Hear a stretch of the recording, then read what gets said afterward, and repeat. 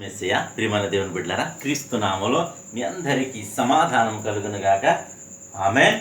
ప్రతి దినము దేవుని వాగ్దానము అని ఆత్మీయ చక్కటి కార్యక్రమంలో మిమ్మల్ని ప్రేమపూర్వకంగా ఆహ్వానిస్తున్నాను. దేవుని బిడ్డలారా, ఎలా ఉన్నారు? బాగున్నారు కదా? ఉదయాన్నే లేచారు కదా? ప్రార్థన చేసుకున్నారని నమ్ముతున్నాను. ఎందుకంటే ప్రతి దినము మీకు ఈ విషయాన్ని గుర్తు చేస్తున్నాను. మీకు ఈ విషయం గుర్తుంది అని నేను నమ్ముతున్నాను. ఎందుకంటే మరి దేవుడు చక్కటి ఆరోగ్యాన్ని మనకి ఇచ్చాడు, చక్కటి మరి ఆయుష్ను మనకి ఇచ్చాడు, ఈ దినం బ్రతకనిచ్చాడు.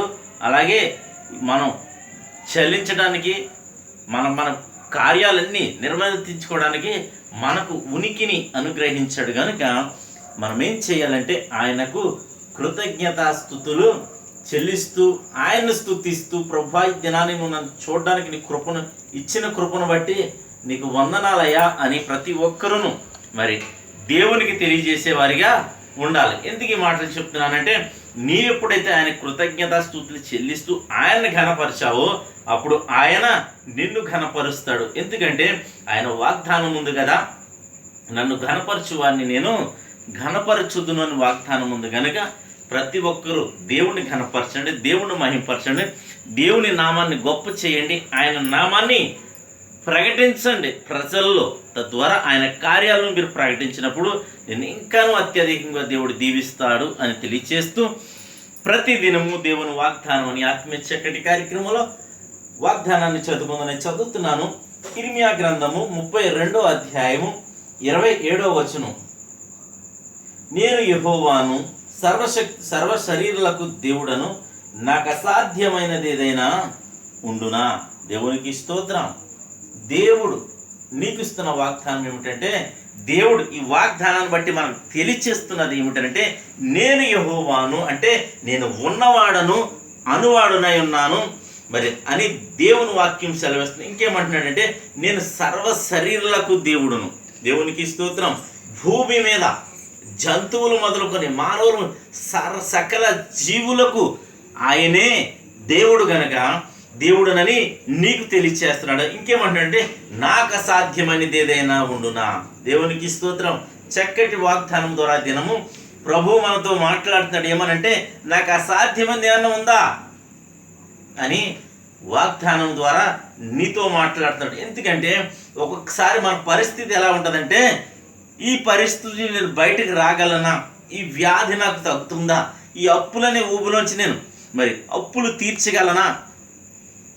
నేను ఎప్పుడు మామూలుగా జీవించగలనా అని మనకు అనిపిస్తూ ఉంటుంది. ఎందుకంటే మానవులుగా మన యొక్క ఆలోచన మన యొక్క ఆలోచన మరి ఈ విధంగానే ఉంటుంది. అయితే నాకు అసాధ్యమైనది ఏదైనా ఉండునా అన్న దేవుణ్ణి కలిగి ఉన్నాము కనుక ప్రియమైన దేవుని బిడ్డలారా, ఈ దినము మనము మరి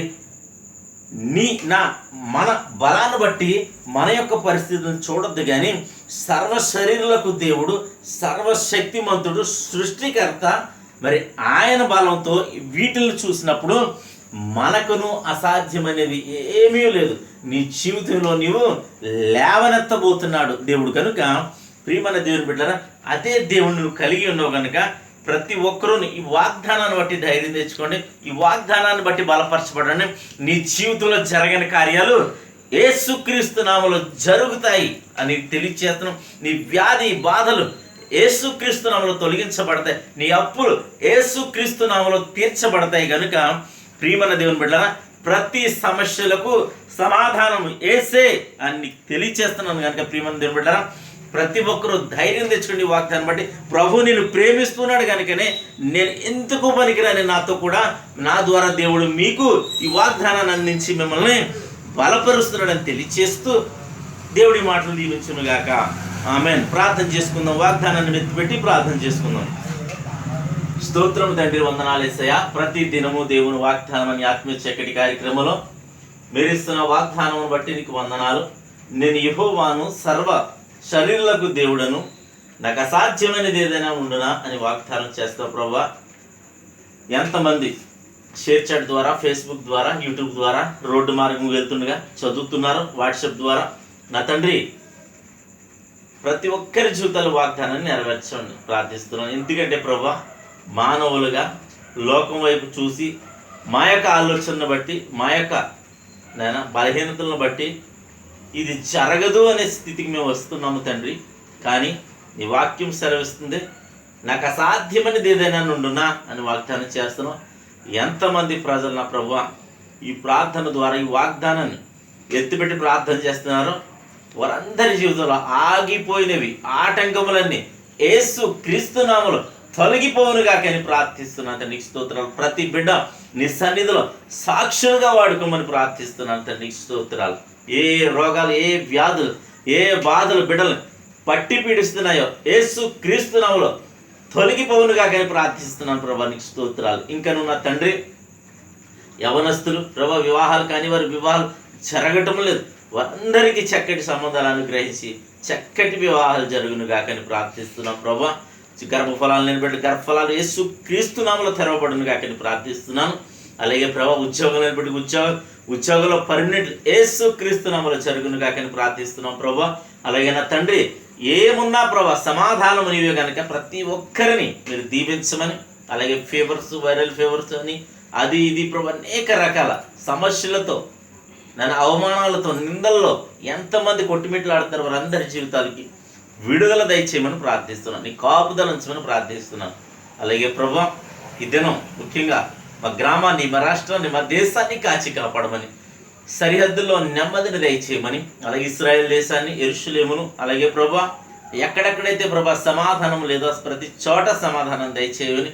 మనుషులు ప్రభా మృగాల్లా మారిపోతున్నారు, అలా కాకుండా నా తండ్రి నాయన స్త్రీ నాయన యవన బిడ్డలకు, ఆడబిడ్డలకు అలాగే నేను వారికి ప్రొటెక్షన్ దయచేయమని ప్రార్థిస్తున్నాను. అలాగే నా తండ్రి పిల్లల్ని, మగ పిల్లల్ని కూడా ప్రభా యవనస్తులను ప్రభా వారికి చక్కటి ఆలోచన, చక్కటి నేను నిగ్రహించుకునే శక్తిని మీరు అనుగ్రహించి ప్రభా నీ కాపుదల ఉంచమని ప్రార్థిస్తున్నాను.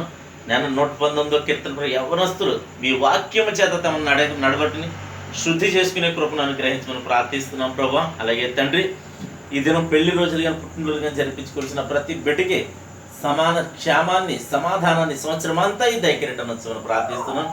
అలాగే ప్రభా ఈ దినం నీ బిడ్డలు చేయు ప్రయాణాల్లో, ప్రయత్నాల్లో, రాకపోకల్లో సమస్తములో మీరు తోడండి మహిమ పొందమని నజరేయుడైన యేసు క్రీస్తు వారి పుణ్యనామముకి ప్రార్థన బ్రతిమాలి వేడుకొనిచున్న పరమ తండ్రి, ఆమేన్. నేను నమ్ముతున్నాను ప్రియమైన బిడ్డలారా, ప్రభు నీతో మాట్లాడారు. ఈ వాగ్దానం నీ కోసమే కనుక నువ్వు దీవించబడ్డావని నేను నమ్ముతున్నాను. దీవించబడ్డా నీవు అనేక మందికి దీవెనకరంగా మారాలి. ఈ వీడియోని లైక్ చేయండి, ఈ వీడియోని షేర్ చేయండి, ఈ ఛానల్ సబ్స్క్రైబ్ చేసుకోండి. నీ ప్రార్థన అవసరతలు కామెంట్ రూపంలో తెలియచేయండి. దేవుడు నిన్ను కుటుంబాన్ని దీవించును గాక. ఆమేన్.